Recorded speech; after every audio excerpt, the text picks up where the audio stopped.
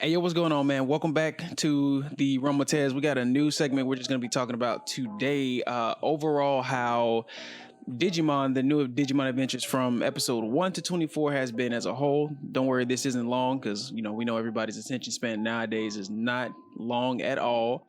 But I have a guest here with me, my boy Nella Trey. You may have heard him on some of my streams and other stuff I've done in the past. What's up? Say what's up to the people, big dog.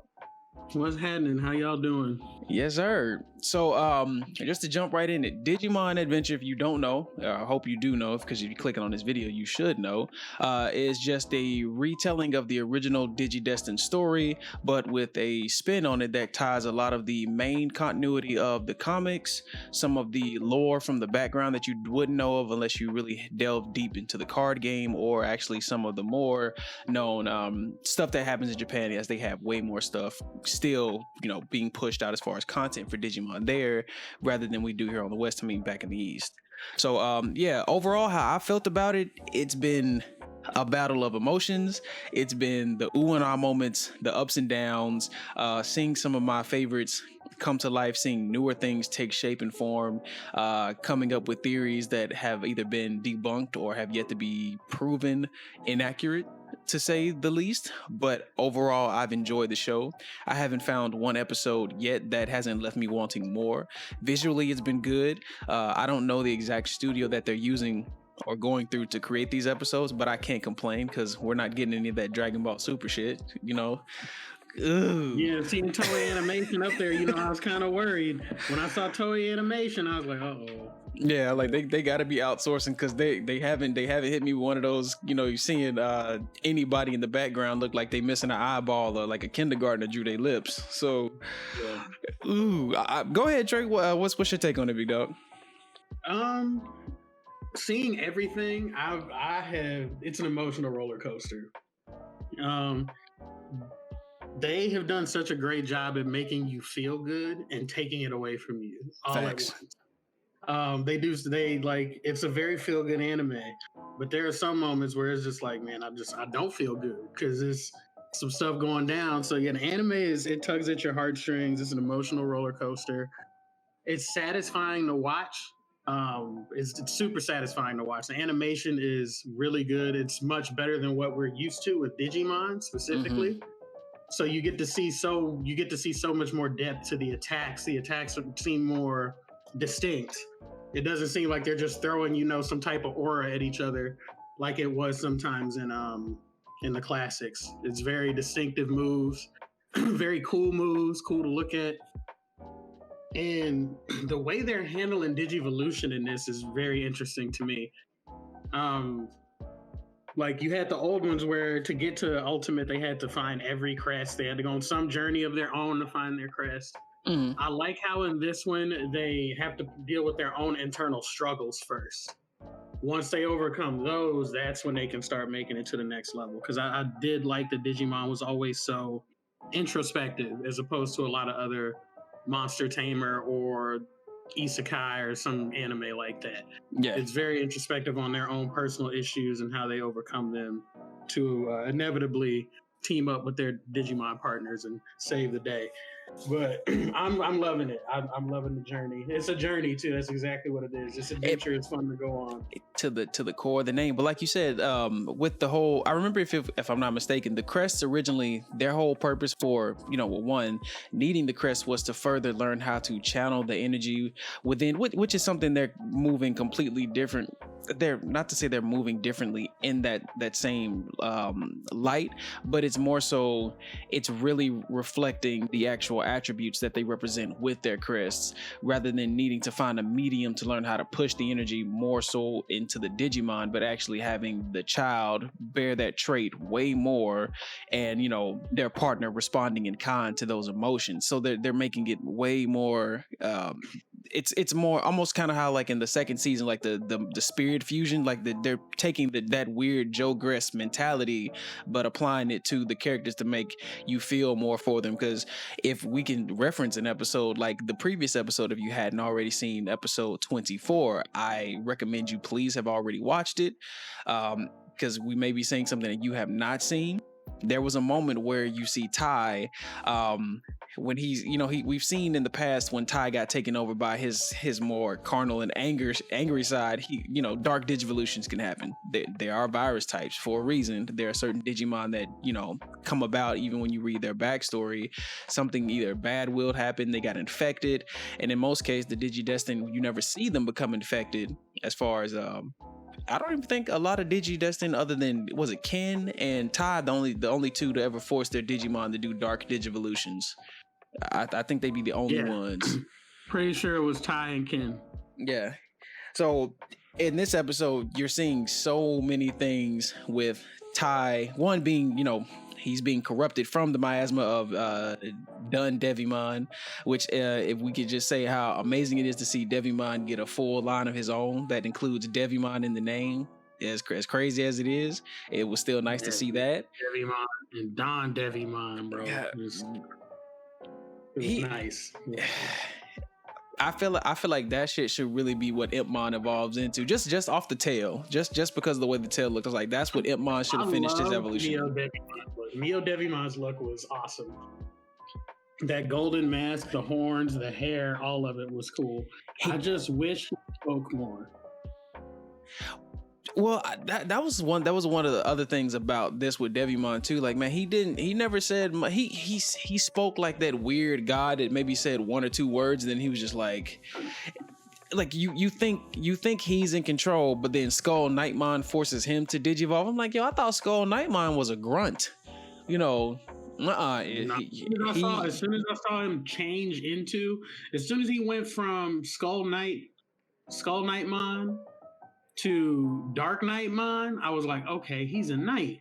I was like, this changes everything. I was like, he might be the one running stuff. He might be in charge here. And then I like how when Neo Devimon was supposed to be dead and they lifted him back up out of that miasma pool, how Don Devimon was just this force because Devimon was essentially gone. They just used miasma to put everything back and make him digivolve. Yeah, his mind was pretty much gone already. It was just a killing machine left at that point. But could you imagine if Devimon actually learned how to properly I can't even get the word out. Properly, damn it. Let's get it out. Properly learn how to actually Shinka into those two different forms and maintain his consciousness. I literally think they would have to have some type of Seraphimon or angel type Digimon come down and fight that dude, because he was destructive, bro. Like, I thought the many different forms of Myotismon I've seen, and yes, people I know, if you're listening to this, I just completely went on a tangent. I haven't forgotten what I was gonna say. I'll get back to it. It was really evil, but you see I say all that to say that the emotional roller coaster this episode gave me, and I'm assuming some of you others, because you're seeing TK. One, you see his brother get slapped and dumped to the ground. Ty's basically losing his damn mind. We see a impartial mega evolution, like a pseudo fake evolution, two types actually, which is amazing to see. We were talking about that earlier. I loved how the fact they're playing into a lot of the things that you hear about, or if you, like I said, you read into the actual lore of Digimon, you would know these things. Metal Greymon does have the ability to turn into Machine Dramon. It's basically there's several different machine type Digimon that can do it, but the main line is the Greymon line that can turn into it. And realistically speaking, it looks like a Metal Greymon that just got covered in chrome Digizoid and infected with a virus, honestly. But yeah, it's been nothing short of magnificent. I would love to see more moving forward, that how some of the different form changes are coming about, which if any of you don't know about the X antibodies or ever watched any of the older Digimon movies that included Dorumon, Darugamon, Alphamon, that whole the whole story regarding the original server that the Digimon were hosted on that got rebooted, and the Digimon who survived were actually given a new form, or a form of X antibody, which allowed them to still exist, but they were considered the outcasts of the digital world as they took on new different forms that went completely opposite of the way Yggdrasil, which I believe that server was called, was trying to actually move the Digivolution chain, or the way Digimon evolved in that line. But like Mercury mode for Garurumon is part of X antibody, where Garurumon. Did they actually name the arm that Greymon gets, Trey? The sword cannon phaser thing. No, I didn't hear them say. I can't remember. I don't remember them naming it. Yeah, but this also comes from X antibody Metal Greymon. But again, these two modes come from two virus type Digimon, which Trey was the one who let me know that both of those forms were actually brought about when they were surrounded or in a fight that involved miasma. Which I was like, oh, you are actually correct, very much so correct. But Every time that happened, it was a lot. It was a very large supply of miasma around. So who's to say that? I mean, who's to say we couldn't actually see somebody? Because if they're playing off this the right way, which you know how TK and the Holy Digimon and Kyrie, whenever she gets Gatomon and them in the light, remember how when Matt was with the Dark Masters, how he went down that dark path? Who's to say we don't actually see Matt have Garurumon turn into something, you know, darker down the lines? Like, I don't know what the false pseudo dark Digivolution line for Garurumon or Metal Garurumon is, but I'm pretty sure it wouldn't be anything as bad. But I think if it were to happen, it'd be after they actually did learn how to properly achieve Mega Form, which will make it way more fucked up because it'd be something really powerful. Trey? For sure. Wait, sorry. Repeat what you just said. I thought you were talking. I didn't know you asked a question. No, well, I kind of was talking. I thought maybe you would expand on it. Like if they did actually, if there was something that happened to Matt in regards to how he went aloof with Puppet when Mon. he went with the Dark. No, I see what you're talking about. Yeah, like maybe we could see something happen with Matt. I don't know where Garurumon's like branch off would go, but I would be excited to see it. But it's gonna be weird because Ty has always been the hothead. Mm-hmm. So usually Matt, even when Matt makes the decision to go over to the other side, like he's calmly made the decision. Mm-hmm. But that would be an interesting take though, to see Matt be led by his emotions. It'd be very interesting if he got led by his emotions and we got a Garurumon dark Digivolution. I'd be with it. I want to see what we get. Like I said, we'll get Seedramon. I don't know. I mean, we know Black where Garurumon, Black Metal Garurumon. I don't know anything else he turns into though. But we got Machine Dramon this time, so I was like, okay. Just to say how even as an impartial fusion, impartial evolution, it still was destructive. Like he was really trying to kill that man. Like he's like, I'm not playing. I'm about to stick this claw through your chest. But at the same time, I was thinking he might kill Ty if he does that. He need to be careful. Yeah. At that moment though, when that happened to Ty and you saw Metal Greymon's face, you could feel what he was feeling. It was that Gohan, it was that Super Saiyan 2 moment. He let go. And it's amazing when you can see that kind of shit happen in anime. Like I live for those moments. I will always say it to this day, when Gohan went Super Saiyan 2, just that whole initial reaction to the explosion, to the birth and power, it can't, only other than Goku going Super Saiyan for the first time, in my book, that's probably one of the most iconic moments that I look for in most shows, and they damn near gave it to me. I think even more so than the look in his eyes, dog. I think it was that noise that he made, like that weird metallic scream. I was like, that what? Scream was like you could feel the pain. He was like, dog, I'm it's gone. There's no hope left. He's like, you done took my partner. Yeah. I gotta give you the minks or the nipkits. Yeah, you took everything. He's like, you took everything from me. He's like, I gotta let you have it. I gotta take everything from you, bro. And then you put the work on him as the halfway War Greymon, yo.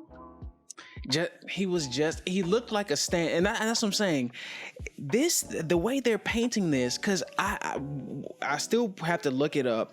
I don't know what the X antibody forms of the other Digidestins look like fully, or I don't even know if because there's the the current types that either are data or vaccine, but the way they're running Matt and Ty is off of the virus line. Who's to say we won't see what the virus renditions of the others look like? We'd have to look it up and figure it out, but I would definitely like to say, so at this point, I'm gonna speculate or just give you what I'd like to see, guys. Me and Trey, both are big fans of Tentomon and Wormmon. We got a thing for bugs. Don't know why, but that's what makes us kin in a sense. Yeah. I can't imagine what Tentomon may get if, say Izzy's, if Vademon shows up again or something like that, or he has to do something that requires him to like do big brain shit, just the biggest of brain stuff. What possibly could Mega Kabuterimon or Atler Kabuterimon get at this point? What would enhance on him? Would his horn change shape? Would he get bigger? Would he shed it? Would he shed his exoskeleton to reveal, like, because he's big, he's big. Maybe I think he either gets a new exoskeleton like armor or a weapon, like a samurai weapon. Hey.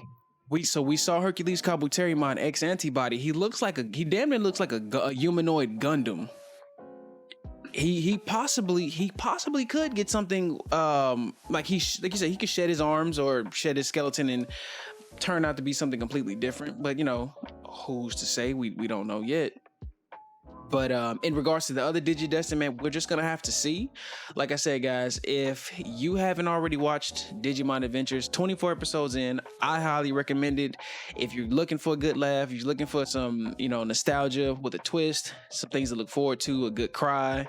Hopefully you don't cry, because I damn near cried, and I did actually end up crying.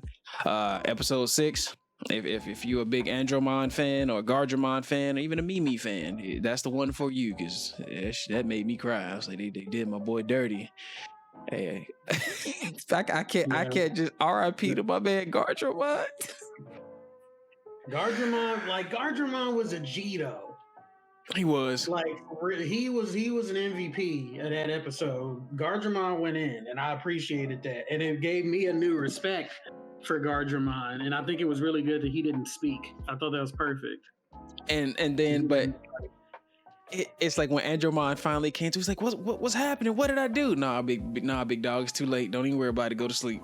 Go to sleep. Go to sleep, bro. He's like, don't even worry about it. Just go to sleep. Too late to be coming to. It's time to pay up. Because that's my second pick. That's my first pick. That's my first pick partner. That whole chain of Gardramon, Andromon, High Andromon, that'd be me to the T. So it'd be Hagurumon. I don't know what comes. No, Hagurumon, then Gardramon, Andromon, then High Andromon. Like that's my whole partner line. So if it hit me different, I'm like, why did they have to do him like this of all people? Him. I was hurt about Andromon, bro. That's the most painful moment I've had so far watching it, bro. But see, and that's what makes this so amazing.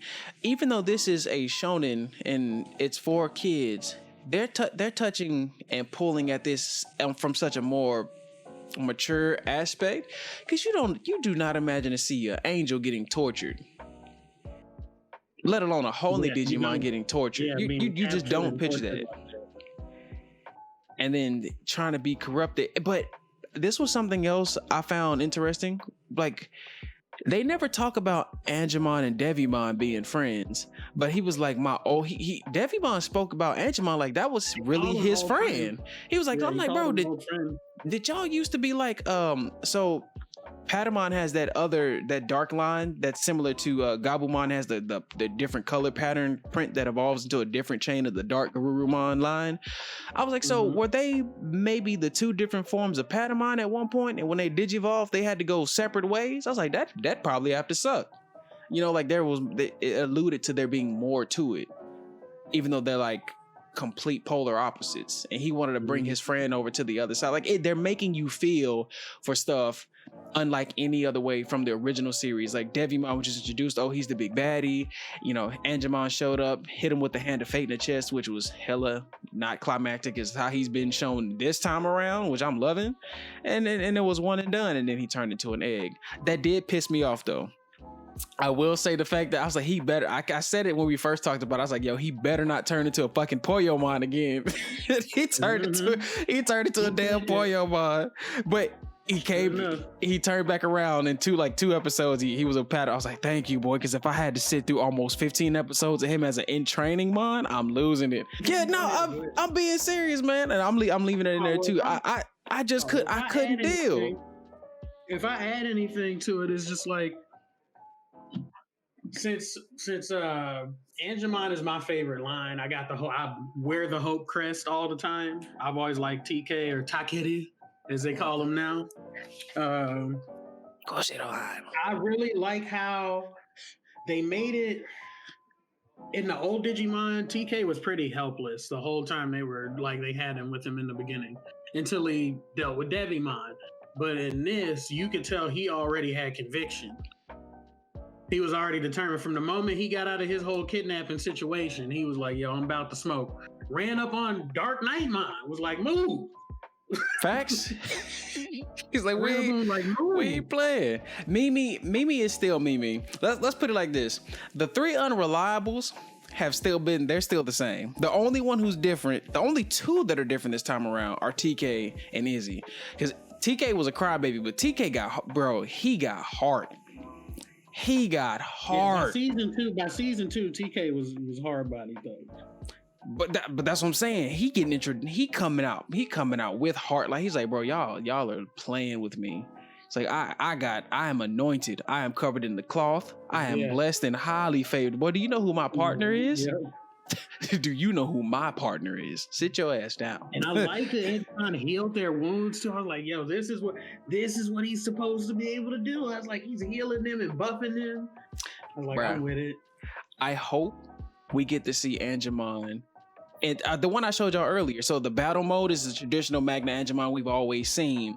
But, non-battle mode, right? With the drip, the white cloth, with the sword. It'd be nasty. It would be nasty. There's so many things you could say, so many ways you could run with this whole conversation, y'all. Like I said, I know a lot of y'all may or may not make it this far into the video, but if you do make it this far into the video, I appreciate it. Go ahead and leave a thumbs up for your boy. That helps me know that you like the content that I'm bringing. That also helps me move up and other people find this page. If you haven't already, subscribe and all that good stuff. Shout out to our homeboy KDJ for that one. Because subscribe, that was his thing, and great artist still, and I stole that. But he kind of let me use that. Other than that, man, y'all be good. Y'all be blessed. Y'all be wonderful. Stay safe out here. Clean your hands. Wash your ass. And be easy. Peace.